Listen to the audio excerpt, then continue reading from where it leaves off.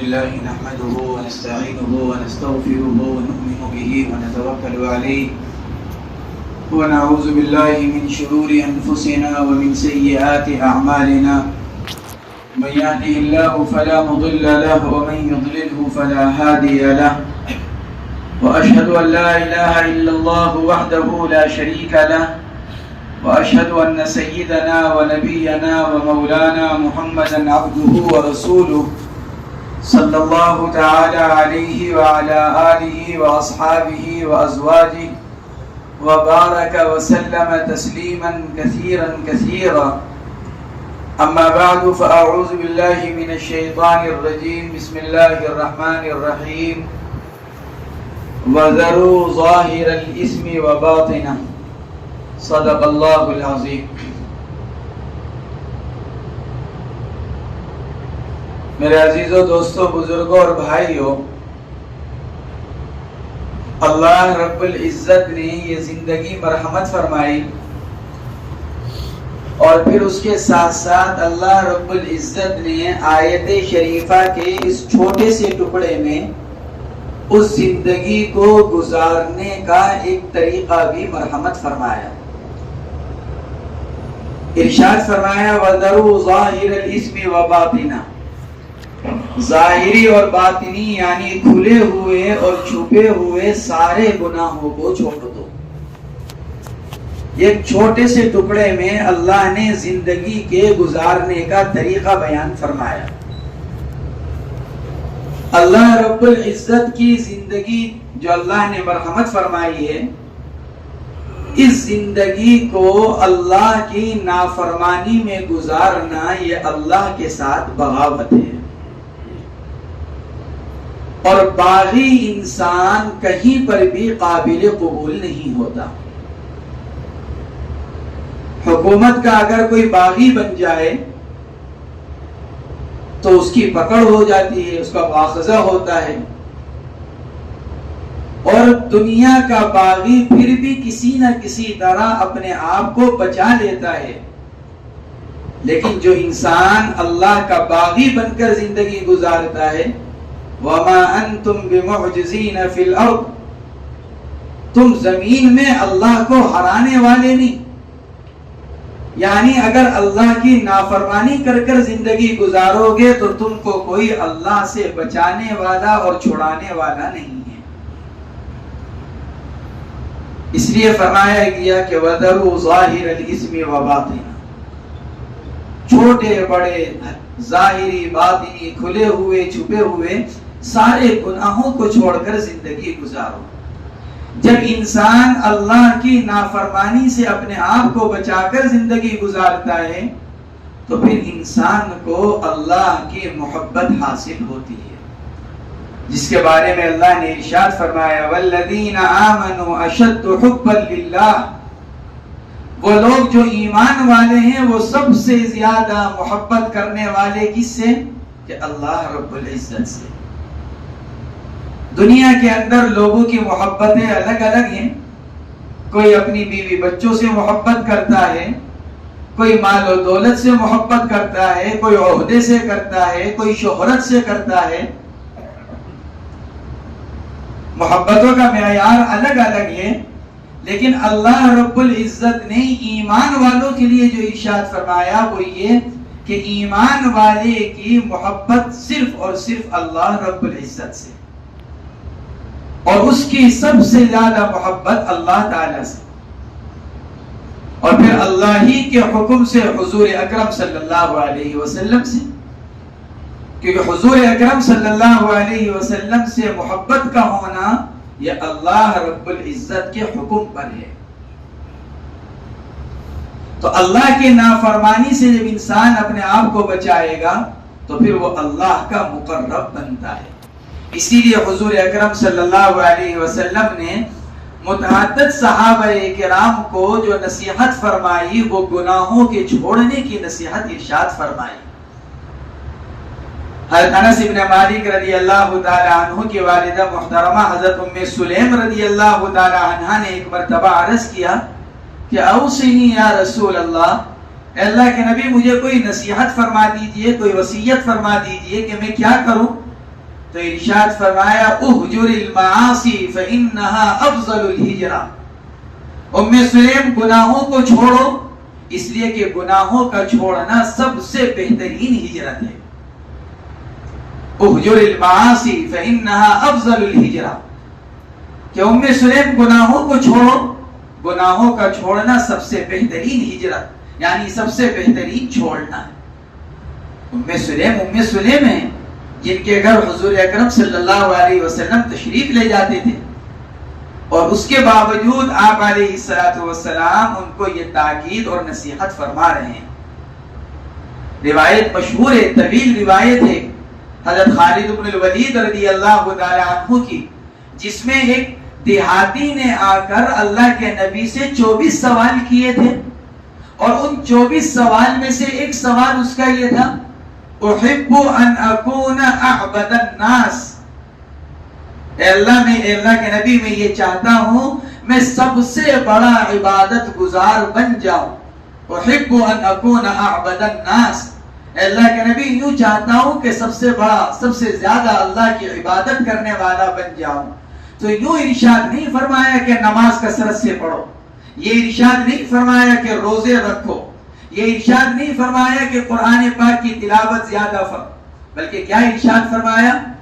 ارشاد فرمایا اتق اللہ تکن اعبد الناس، اللہ سے ڈرو، یعنی اپنے آپ کو اللہ کی نافرمانی سے بچاؤ، تم لوگوں میں سب سے بڑے عابد بن جاؤ گے. اتق اللہ تکن اعبد الناس، اللہ سے ڈرو، اللہ کی نافرمانی سے اپنے آپ کو بچاؤ، تم سب سے بڑے عابد یعنی عبادت گزار بن جاؤ.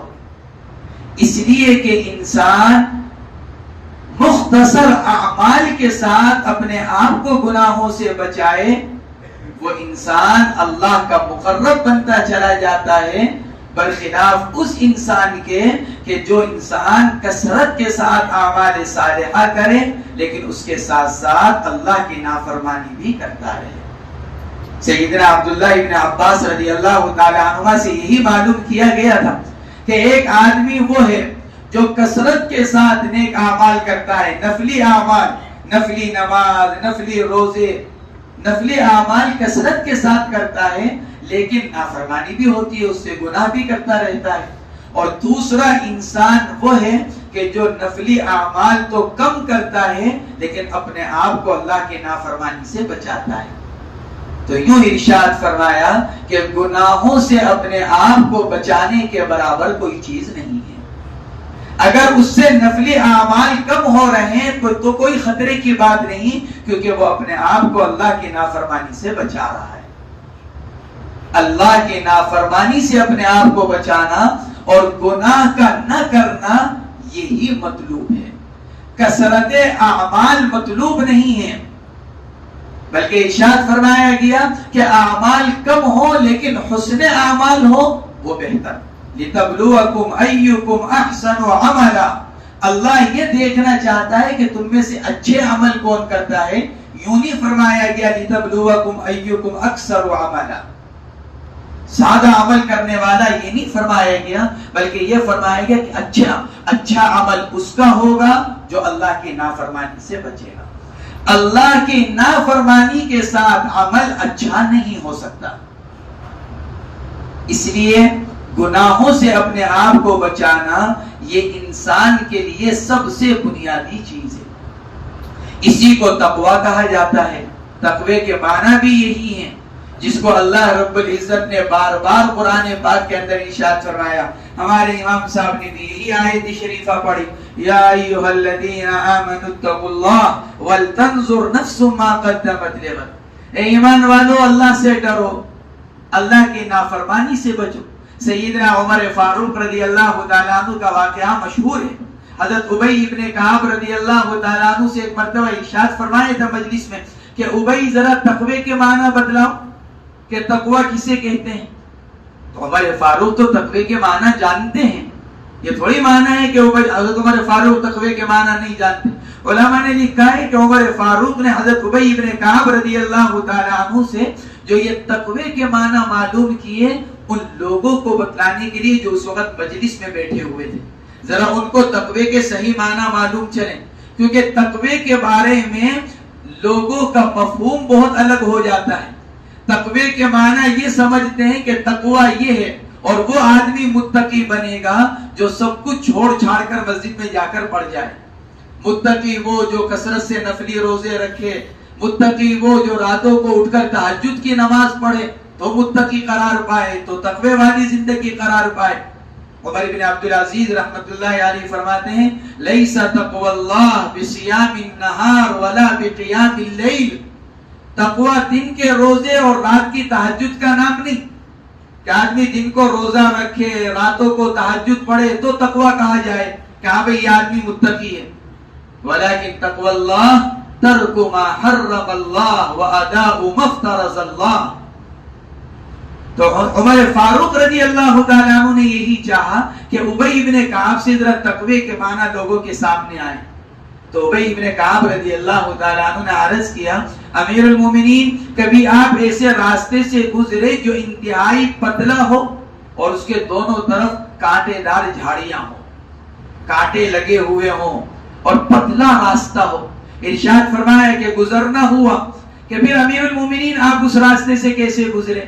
کہ ابی جب اس راستے سے گزرا تو اپنے کپڑوں کو بھی سمیٹا کہ کوئی کانٹا کپڑوں میں الجھ کر کپڑے کو پھاڑ نہ دے، اپنے بدن کو بھی سمیٹا کہ کوئی کانٹا بدن میں چپ کر بدن کو زخمی نہ کر دے، اور ہر پاؤں ہر قدم سنبھال کر اٹھایا اور سنبھال کر رکھا کہ کوئی کانٹا قدم کے اندر پاؤں کے اندر چپ کر پاؤں کو زخمی نہ کر دے۔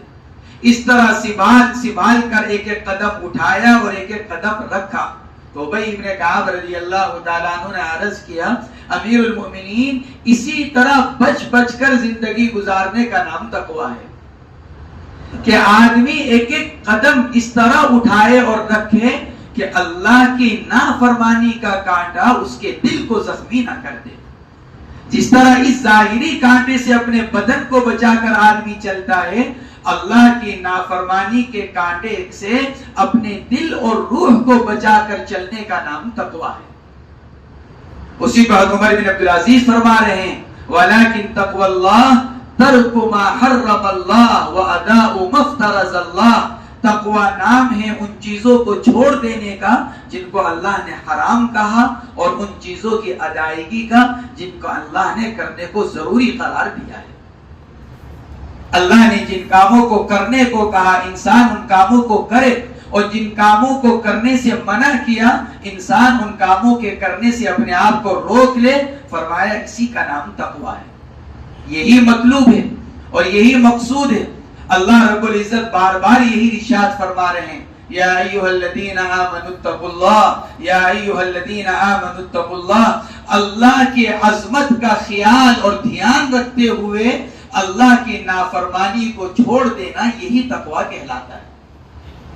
اور پھر یہ تقوی آتا کیسے ہے؟ ہمارے حضرت مولانا سعید احمد خان صاحب مکی رحمت اللہ علیہ ہمارے اکابرین تبلیغ میں سے گزرے ہیں، وہ یوں ارشاد فرمایا کرتے تھے کہ اللہ رب العزت نے قرآن کریم میں جہاں جب کسی بات کا حکم فرمایا کہ یہ کرو تو اللہ ساتھ ساتھ یہ بھی ارشاد فرما دیتے ہیں کہ اس کام کا کرنا آسان کیسے ہوگا، کہ یہ تو کرو لیکن یہ آسان کیسے ہوگا۔ تو اللہ رب العزت نے قرآن کریم میں بار بار یہ ارشاد فرمایا کہ تقوی اختیار کرو، تو ایک آیت میں وہ راستہ بھی بتلا دیا کہ جس سے انسان کو تقوی حاصل ہو جائے۔ ارشاد فرمایا یا ایھا الذین آمنوا اتقوا اللہ وکونوا مع الصادقین، ایمان والو اللہ سے ڈرو اور سچوں کے ساتھ ڈرو۔ ہمارے بزرگوں میں سے حضرت مولانا مسیح اللہ خان صاحب نور اللہ مرقدہ گزرے ہیں جلال آبادی، وہ یہ ارشاد فرمایا کرتے تھے آیت میں اللہ نے 3 باتیں ارشاد فرمائی، ایمان، تقوی اور اکابر یعنی بزرگوں کی صحبت صادقین۔ فرماتے ہیں کہ اللہ نے ایمان دیا، ایمان کی حفاظت تقوی سے ہوگی، تقوی کا حصول اللہ والوں کی صحبت سے ہوگا۔ ایمان کی حفاظت تقوی سے یعنی اپنے آپ کو اللہ کی نافرمانی سے بچانے سے، اور پھر وہ تقوی حاصل ہوگا جب آدمی اللہ والوں کی صحبت اختیار کرے گا۔ اس لیے کہ جس کی صحبت اختیار کی جاتی ہے اس کا اثر آدمی کی زندگی کے اوپر پڑتا ہے۔ حضرت مسور ابن مخرمہ رضی اللہ تعالیٰ عنہ صحابی ہیں، فرماتے ہیں ہم تقوی سیکھنے کے لیے عمر فاروق کے ساتھ لگے رہتے تھے. حالانکہ مسور ابن مخرمہ خود بھی صحابی ہیں، لیکن یوں فرماتے ہیں کہ تقوی لینے کے لیے، تقوی سیکھنے کے لیے کہ تقوی زندگی میں کیسے آئے، ہم اپنے آپ کو حضرت عمر فاروق رضی اللہ تعالیٰ عنہ کے ساتھ لگا کر رکھتے تھے تاکہ ان کی زندگی سے ہم کو تقوی مل جائے. تو تقوی آتا ہے صحبت سے. جب آدمی سچوں کے ساتھ رہتا ہے، سچوں کو سنتا ہے، ان کو دیکھتا ہے، تو اللہ رب العزت زندگی کے اندر تبدیلی لے کر آتے ہیں، کیونکہ اللہ نے نظر کے اندر تاثیر رکھی ہے. دنیا والے بد نظری کے تو قائل ہیں لیکن حسن نظر کے قائل نہیں. ہر ایک اس کو قبول کر لیتا ہے کہ بری نظر لگتی ہے، لیکن جب بات یہ آتی ہے کہ اللہ والوں کی نظر بھی اثر کرتی ہے تو عقل قبول نہیں کرتی. اور اس بات کو سب قبول کر لیتے ہیں کہ ہاں بری نظر لگتی ہے. بچے کو کیا ہو گیا کہ جی کسی کی نظر لگ گئی، اس کو کیا ہو گیا کہ جی کسی کو نظر لگ گئی. اور جب یوں کہا جائے کہ اللہ والوں کے پاس جاؤ ان کی نظر اثر کرتی ہے تو کہتے ہیں کہ جی نظر کیسے اثر کرے گی. حالانکہ نظر کا اثر کرنا یہ تو مشاہدے سے بالکل بات ثابت ہے. حضرت حکیم الامت حضرت اقدس تھانوی نور اللہ مرقدہ نے نظر کی تاثیر کا واقعہ لکھا ہے. حضرت مولانا شاہ عبد القادر صاحب محدث دہلوی صاحب تفسیر موضح القرآن فرماتے ہیں حضرت تھانوی نور اللہ مرقدہ کہ حضرت رحمت اللہ علیہ دہلی کی مسجد میں تشریف فرما تھے. مجھ کو شاید ایسے یاد پڑ رہا ہے کہ فتح پوری کی مسجد کا نام لکھا ہے حضرت نے، کہ حضرت وہاں پر تشریف فرما تھے مراقبے کی حالت میں، اللہ سے لو لگائے ہوئے تنہائی میں بالکل. اور اسی درمیان میں گھر کی لڑکی آئی اور گھر کی لڑکی نے آ کر آواز دی دروازے میں کھڑے ہو کر اور کہا کہ آپ کو گھر میں یاد کیا جا رہا ہے، گھر والے آپ کو بلا رہے ہیں. تو حضرت رحمت اللہ علیہ نے آنکھ کھولی اور آنکھ کھول کر مراقبے سے باہر آئے تو کوئی دور دور تک موجود نہیں تھا. حضرت تھانوی نور اللہ مرقدہ نے لکھا ہے کہ حضرت جب مراقبے سے باہر آئے تو مراقبے سے باہر آ کر جب مسجد کے دروازے پر پہنچے تو حضرت کی سب سے پہلی نظر سامنے سے گزرنے والے کتے کے اوپر پڑی. جب اللہ سے تعلق جو قائم تھا وہ تعلق سے جب باہر آئے تو باہر آنے کے بعد سب سے پہلی نظر کتے کے اوپر پڑی جو سامنے سے گزر رہا تھا. حضرت تھانوی رحمت اللہ علیہ نے لکھا ہے اس ایک نظر کا اثر یہ ہوا جو کتے کے اوپر پڑی کہ وہ کتا علاقے میں کسی محلے میں چلا جاتا تو اس محلے کے سارے کتے اس کو درمیان میں بٹھا کر چاروں طرف باادب بیٹھ جایا کرتے. حالانکہ کتوں کا حال کیا ہے سب جانتے ہیں، ایک گلی کا دوسری گلی میں نہیں جا سکتا، لیکن اس ایک نظر نے یہ اثر کیا کہ وہ کہیں پہنچ جاتا کتا تو اس علاقے کے محلے کے کتے چاروں طرف اس کے باادب بیٹھ جایا کرتے. اسی کو ملا علی قاری رحمت اللہ علیہ نے شرح مشکات میں لکھا کہ نظر انسان کو انسان بنا دیتی ہے، نظر انسان کو حقیقی انسان بنا دیتی ہے. اسی لیے اللہ رب العزت ارشاد فرما رہے ہیں کونوا مع الصادقین، سچوں کے ساتھ وقت گزارو، ان کو دیکھو، ان کو سنو، کہ ان کو دیکھنے کا، ان کو سننے کا، ان کے پاس بیٹھنے کا یہ اثر پڑے گا کہ زندگی میں تبدیلی آئے. اسی لیے حضور اکرم صلی اللہ علیہ وسلم نے حدیث پاک کے اندر صحبت کی تاثیر کو بیان فرمایا. آپ نے ارشاد فرمایا کہ جو لوگ بکریاں چرانے والے ان کی طبیعت کے اندر مسکنت آتی ہے، کیونکہ بکری کے اپنے اندر مسکنت، اور اونٹوں کے جو چرانے والے ہیں ان کی طبیعت کے اندر سختی آتی ہے کیونکہ اونٹ کی فطرت کے اندر اللہ نے سختی کو رکھا ہے. یہ حدیث پاک کے اندر فرمایا ہے کہ بہرحال میں عرض یہ کر رہا تھا کہ اللہ رب العزت نے مختصر سے اس جملے کے اندر زندگی گزارنے کا طریقہ ارشاد فرمایا، اور وہ یہ ارشاد فرمایا کہ گناہوں سے پاک زندگی گزاری جائے. میرے دوستوں، میرے بزرگوں، میرے بھائیوں، آج چونکہ ہمارے اندر سے گناہ کرنے کا نقصان نکل چکا ہے. گناہ کا نقصان کیا ہے؟ یہ نقصان ہمارے دل اور دماغ سے نکل چکا ہے اور مٹ چکا ہے. جب کسی انسان کو کسی چیز کے بارے میں یہ پتا چل جائے کہ یہ چیز میرے لیے نقصان دہ ہے تو پھر وہ انسان اس چیز سے بچنے کا پورا اہتمام کرتا ہے. سانپ ہے، کتنی ہی خوبصورت شکل میں نکل آئے، کتنا ہی حسین اور جمیل سانپ ہو، لیکن چونکہ انسان جانتا ہے کہ یہ میری زندگی کے لیے نقصان دہ ہے، اس لیے کوئی بھی اس کے قریب جانے کو تیار نہیں ہوگا. اس کی خوبصورتی اپنی جگہ، اس کا حسن و جمال اپنی جگہ، لیکن کوئی اس کے قریب جانے کو اس لیے تیار نہیں ہوگا کیونکہ جانتا ہے کہ اگر اس نے کاٹ لیا تو زندگی کے لیے نقصان دہ ثابت ہوگا. ایسے ہی اگر ہم کو گناہ کے بارے میں یہ پتا چل جائے کہ گناہ ہماری آخرت کے لیے نقصان دہ ہے، کتنا نقصان دہ ہے گناہ آخرت کے لیے، تو پھر انسان اپنے آپ کو گناہ سے بچنے والا انسان ہو جائے. پھر ہر حال میں انسان کہیں پر کسی بھی طرح ہو، انسان اپنے آپ کو گناہ سے بچائے.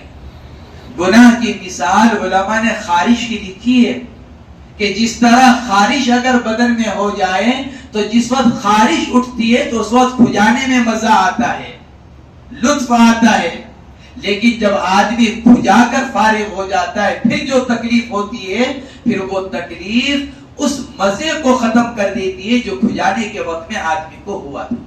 ایسے ہی آدمی کو گناہ کرتے وقت مزہ آتا ہے، لیکن پھر جب گناہ کا نتیجہ ظاہر ہوتا ہے تو پھر وہ نتیجہ بڑا خطرناک ہوتا ہے. اس لیے اللہ رب العزت یہ ارشاد فرما رہے ہیں کہ اپنے آپ کو گناہوں سے بچاؤ. آدمی چھوٹے عمل کر کر، مختصر عمل کر کر گناہ سے جب اپنے آپ کو بچاتا ہے تو دل کے اندر نور بنتا ہے، دل نورانی بنتا ہے. اور جب انسان کا دل نورانی بنتا ہے تو پھر وہ اللہ کے قریب ہوتا چلا جاتا ہے. اور جب انسان اللہ کی نافرمانی کرتا ہے، حدیث پاک کے اندر فرمایا گیا جب انسان گناہ کرتا ہے دل کے اوپر ایک کالا سیاہ دھبا لگ جاتا ہے. اگر سچی توبہ کر لے وہ دھبا صاف ہو جاتا ہے، ورنہ دوسرے گناہ پر دوسرا، تیسرے گناہ پر تیسرا، یہاں تک کہ پھر ایک وقت وہ آتا ہے کہ گناہ کرتے کرتے انسان کا دل سیاہ ہو جاتا ہے، اور پھر فرمایا گیا پھر خیر کی کوئی بات اس کالے دل کے اوپر اثر نہیں کرتی. محی السنہ حضرت مولانا شاہ ابرار الحق صاحب ہردوئی رحمت اللہ علیہ کا واقعہ لکھا ہے کتابوں کے اندر کہ ایک مرتبہ مکہ مکرمہ سے مدینہ منورہ تشریف لے جا رہے تھے. شاندار اعلیٰ قسم کی گاڑی جس میں تشریف لے جا رہے تھے. سخت گرمی کا زمانہ، گاڑی چل رہی ہے، اے سی چل رہا ہے گاڑی کے اندر، لیکن یہ احساس ہوا کہ گاڑی کے اندر ٹھنڈک نہیں ہو رہی ہے. گاڑی میں اے سی بھی چل رہا ہے لیکن ٹھنڈک نہیں ہو رہی. تو جب دیکھا تو ایک طرف کا شیشہ ذرا سا کھلا ہوا تھا.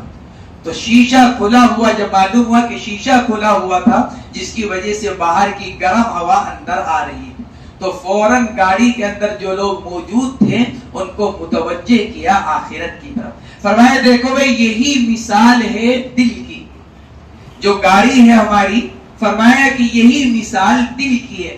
جب انسان نیک عمل کرتا ہے تو نور بنتا ہے، نور پیدا ہوتا ہے، دل میں نور آتا ہے.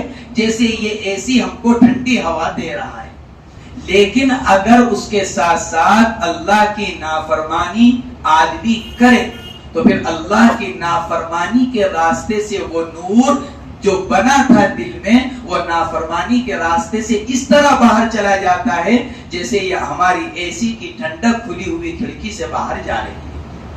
حالانکہ اے سی چل رہا ہے تو ٹھنڈک ہونی چاہیے گاڑی کے اندر، لیکن چونکہ یہ شیشہ کھلا ہوا ہے تو اس کھلے ہوئے شیشے سے یہ ساری ٹھنڈک باہر جا رہی ہے. اسی طرح نیک عمل سے جو نور دل کے اندر پیدا ہوتا ہے وہ اللہ کی نافرمانی کے راستے سے باہر چلا جاتا ہے. اس لیے آدمی کا دل پھر نورانی نہیں بنتا. نیک عمل تو کرتا رہتا ہے لیکن چونکہ چور راستے کھلے ہوئے ہیں اللہ کی نافرمانی کے، تو اللہ کی نافرمانی کے ان راستوں سے بننے والا نور باہر نکلتا رہتا ہے. آدمی کا دل نورانی نہیں بنتا. جب آدمی کا دل نورانی نہیں بنتا تو پھر انسان کو عبادت کے اندر لذت پیدا نہیں ہوتی، اس کو مزہ نہیں آتا. حالانکہ حدیث پاک کے اندر تو کتنی روایتوں کے اندر کتنے اعمال کے اوپر حلاوت ایمان کا وعدہ کیا کرتا. ثلاث من کن فیہ وجد حلاوت الایمان. مختلف روایتوں کے اندر مختلف اعمال بتلائے گئے، مختلف اوصاف بتلائے گئے کہ جس کے اندر یہ عمل پایا جائے گا، جس کے اندر یہ صفت پائی جائے گی، وہ ایمان کی حلاوت پائے گا، ایمان کی مٹھاس کو پائے گا۔ ہمیں کیوں نہیں ملتی؟ حالانکہ زندگی گزر گئی نمازیں پڑھتے ہوئے، زندگی گزر گئی روزے رکھتے ہوئے، زندگی گزر گئی قرآن پاک کی تلاوت کرتے ہوئے، پھر ہمیں یہ حلاوت کیوں نہیں ملتی؟ اس کی وجہ وہی ہے، بے شک ہماری زندگی میں نیک اعمال پائے جاتے ہیں، لیکن اللہ کی نافرمانی جو ہم کرتے ہیں اس کی وجہ سے وہ حلاوت ہم کو حاصل نہیں ہو پاتی۔ حضرت مولانا شاہ فضل الرحمان صاحب گنج مراد آبادی رحمت اللہ علیہ نے ایک مرتبہ ارشاد فرمایا تھا، حکیم الامت حضرت اقدس تھانوی نور اللہ مرقدہ سے ایک مرتبہ تو یہ ارشاد فرمایا تھا، میاں اشرف علی جب اللہ کا نام لیتا ہوں تو بالکل ایسا محسوس ہوتا ہے جیسے منہ کے اندر شکر گھل گئی ہو۔ جیسے آدمی منہ میں شکر رکھتا ہے تو اس کو کیسی مٹھاس محسوس ہوتی ہے، تو یوں فرمایا تھا میاں اشرف علی جب اللہ کا نام لیتا ہوں تو بالکل ایسا محسوس ہوتا ہے کہ منہ میں شکر۔ اور ایک مرتبہ ارشاد فرمایا تھا کہ جب سجدہ کرتا ہوں تو بالکل ایسا محسوس ہوتا ہے جیسے اللہ میاں نے پیار کر لیا۔ کیسا مزہ آتا ہوگا؟ تو یہ کب آتا ہے؟ جب آدمی اپنے آپ کو اللہ کی نافرمانی سے بچے، پھر اس کو نماز میں مزہ آتا ہے۔ شیخ المشائخ حضرت حاجی امداد اللہ صاحب مہاجر مکی رحمت اللہ علیہ کا ملفوظ ہے، کل قیامت کے دن اگر اللہ رب العزت نے فرمایا امداد مانگ کیا مانگتا ہے، عرض کروں گا اے اللہ عرش کے سائے میں اتنی جگہ دے دیے کہ مصلی بچھا کر 2 رکعت نماز پڑھ لوں۔ عرش کے سائے میں کتنی جگہ مل جائے کہ بس مصلی بیت جائے میرا۔ تو غور کیجئے کتنا ان کو مزہ آتا ہوگا نماز کے اندر، جو یوں کہہ رہے ہیں کہ اگر اللہ نے یہ معلوم کر لیا کہ کچھ مانگو جو مانگنا ہے تو بس یہ عرض کروں گا کہ عرش کے سائے میں مصلی بچھانے کی جگہ مل جائے۔ تو مصلی بچھا کر کیا کریں گے؟ نماز ہی تو پڑھیں گے۔ میرے دوستوں، میرے بزرگوں اور بھائیوں، بات مختصر سے عرض کرنی تھی حضرت مفتی صاحب کے حکم پر۔ زندگی گزرے اللہ کی نافرمانی سے بچ کر، پھر عبادت کا مزہ انسان کو حاصل ہوتا ہے۔ پھر انسان کسی حال میں ہوتا ہے اس کی نماز نہیں چھوٹتی، انسان کہیں ہوتا ہے قرآن پاک کی تلاوت نہیں چھوٹتی، انسان کہیں پر بھی ہوتا ہے اس کا اللہ سے تعلق ختم نہیں ہوتا۔ وہ جب ہوتا ہے جب انسان اپنے آپ کو اللہ کی نافرمانی سے بچائے۔ اللہ تبارک و تعالی ہم سب کو گناہوں سے پاک زندگی مرحمت فرمائے۔ ہمارے نانا جان حضرت مولانا انعام الحسن صاحب رحمت اللہ علیہ فرمایا کرتے تھے، جب انسان اپنے آپ کو چھوٹی چھوٹی باتوں سے بچاتا ہے، وہ گناہ جن کو بہت چھوٹا سمجھا جاتا ہے ہم چھوٹا سمجھتے ہیں، ورنہ اللہ کی ذات کے اعتبار سے تو کوئی گناہ چھوٹا نہیں۔ سیدنا عبداللہ ابن عباس رضی اللہ تعالیٰ عنہ فرماتے ہیں، کل ما نہى اللہ عنہ فہو کبیرۃ، ہر وہ کام جس سے اللہ نے منع کر رکھا ہے وہ چھوٹا نہیں ہو سکتا، وہ بڑا ہی ہے۔ اور علامہ ابن قیم رحمت اللہ علیہ نے ایک جگہ لکھا ہے کہ یہ نہ دیکھو کہ گناہ چھوٹا ہے یا بڑا، یہ دیکھو کہ جس ذات کی نافرمانی کر رہے ہو وہ کتنی بڑی ہے۔ گناہ کی طرف نظر نہ کرو کہ گناہ چھوٹا کر رہا ہوں یا گناہ بڑا کر رہا ہوں، یہ دیکھو جس ذات کی نافرمانی کر رہے ہو وہ ذات کتنی بڑی ہے۔ تو ہمارے نانا جان رحمت اللہ علیہ فرمایا کرتے تھے کہ جن کاموں کو گناہوں کو چھوٹا سمجھا جاتا ہے، فرماتے تھے کہ جب آدمی اپنے آپ کو چھوٹی چھوٹی باتوں سے بچاتا ہے تو پھر اللہ اس کو بڑی باتوں سے بچنے کی توفیق پر عمل فرما دیتے ہیں۔ چھوٹے چھوٹے گناہوں سے جب آدمی بچاتا ہے، اور ہم جن کو چھوٹا سمجھ رہے ہیں، صحابہ تو یوں فرماتے ہیں کہ جن کاموں کو تم چھوٹا سمجھ کر کرتے ہو نا، ہم ان کاموں کو اپنے لیے کیا سمجھتے تھے؟ مہلکات میں سے سمجھا کرتے تھے، ہلاک کرنے والا کام سمجھتے تھے ہم اپنے آپ کو۔ یہ صحابہ ارشاد فرما رہے ہیں، صحابی ارشاد فرما رہے ہیں کہ تم جن کاموں کو چھوٹا سمجھ کر کرتے ہو، ہم ان کاموں کو اپنے لیے مہلک سمجھا کرتے تھے، ہلاک کرنے والے۔ اور ایمان والے کی تو علامت یہی بیان کی گئی۔ حضور اکرم صلی اللہ علیہ وسلم کا ارشاد ہے، ایمان والا جب گناہ کرتا ہے تو اس کے اوپر اللہ کا ایسا خوف طاری ہو جاتا ہے جیسے وہ انسان جو پہاڑ کے دامن میں بیٹھا ہوا ہے اور اس کو یہ خوف ہو رہا ہے کہ پہاڑ اس کے اوپر گر جائے. جب ایمان والے سے کوئی گناہ ہو جائے تو اس طرح ڈرتا ہے جس طرح پہاڑ کے نیچے بیٹھنے والا اس طرح ڈرتا ہے کہ پہاڑ اس کے اوپر گرنے والا ہے. اور ارشاد فرمایا فاسق فاجر کافر کہ جب اس سے اللہ کی نافرمانی ہو جاتی ہے تو اس کو اتنی بھی پرواہ نہیں ہوتی اور وہ تو اس طرح اس کے کر دیتا ہے جیسے کسی آدمی کی ناک پر مکھی بیٹھ جائے اور وہ یوں کر کر مکھی کو اڑا دیتا ہے. یعنی جس طرح ناک پر مکھی بیٹھنے کی کوئی پرواہ نہیں کی جاتی اور ہاتھ یوں کر کر اس کو اڑا دیا جاتا ہے، ایسی فاجر اور فاسق کے نزدیک بھی اللہ کی نافرمانی کی کوئی اہمیت نہیں ہوتی. تو یہ علامت بیان کی گئی ہے. ہم خود اپنے زندگی کا اپنے دل کا جائزہ لے لیں کہ اللہ کی نافرمانی کر کر ہمارا کیا حال ہوتا ہے. اللہ تبارک و تعالی اپنی نافرمانی سے ہماری پوری حفاظت فرمائے اور گناہوں سے پاک صاف زندگی ہم سب کو مرحمت فرمائے. یہ جو ہماری مجالس ذکر ہیں یہ اسی کے لیے ہے کہ اللہ کا استحضار پیدا ہو جائے. اللہ کا نام جو لیا جاتا ہے وہ کس لیے؟ تاکہ اللہ کی محبت حاصل ہو، اللہ رب العزت کا استحضار پیدا ہو جائے. اللہ کا جب نام لیا جاتا ہے تو اللہ تعالی اس وقت اللہ کی محبت پیدا ہوتی ہے. وہ محبت 24 گھنٹے ہو جائے اس کی کوشش کریں. جس وقت ہم ذکر کر رہے ہیں اس وقت تو اللہ سے ایک تعلق قائم ہے. کم سے کم ہماری زبان تو اللہ کا نام لے رہی ہے. یہی چیز بہت بڑی ہے. ہماری زبان اللہ کا نام لے رہی ہے. اللہ کا نام لینا یہ فائدے سے خالی نہیں. حضرت شیخ الحدیث حضرت مولانا یحییٰ صاحب حضرت شیخ الحدیث حضرت مولانا زکریا صاحب نور اللہ برکتہ کے والد ماجد حضرت مولانا محمد یحییٰ صاحب رحمت اللہ علیہ نے ایک جگہ لکھا ہے. فرماتے ہیں کہ میں حضرت گنگوہی نور اللہ برکتہ کی خدمت میں حاضر تھا اور حضرت گنگوہی آخر عمر میں نابینا ہو گئے تھے. حضرت مولانا یحییٰ صاحب ان کی لاٹھی تھے. حضرت شاہد گنگوہی رحمت اللہ علیہ نے خود لکھا ہے کہ مولوی یحییٰ میری لاٹھی ہیں، یعنی میں ان کے ذریعے سے اپنے سارے کاموں کو انجام دیتا ہوں. تو حضرت مولانا یحییٰ صاحب رحمت اللہ علیہ نے لکھا ہے کہ ایک مرتبہ حضرت گنگوہی رحمت اللہ علیہ نے معلوم کیا کون کون موجود ہے.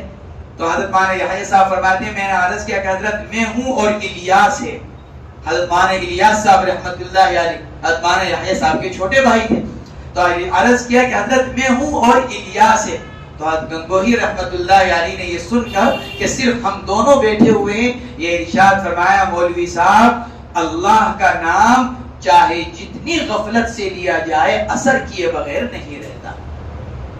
اللہ کا نام چاہے جتنی غفلت سے لیا جائے اثر کیے بغیر نہیں رہتا. اور حقیقت بھی یہی ہے. تو یہ جو مجالس ذکر ہیں یہ اللہ کی بہت بڑی نعمت ہے. اللہ کی بہت بڑی نعمت ہے.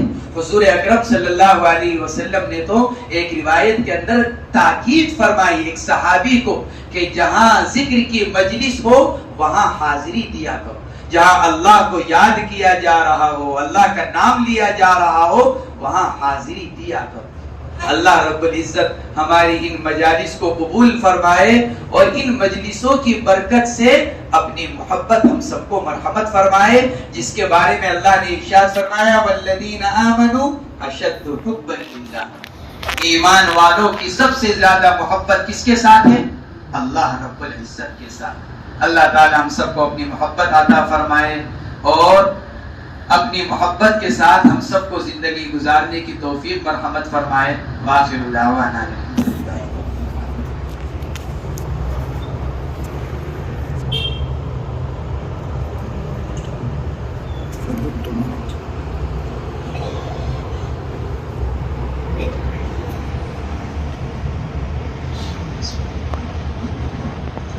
سبحانك اللهم وبحمدك نشهد أن لا إله إلا أنت نستغفرك ونتوب إليك. اللهم صل على سيدنا محمد وعلى آل سيدنا محمد.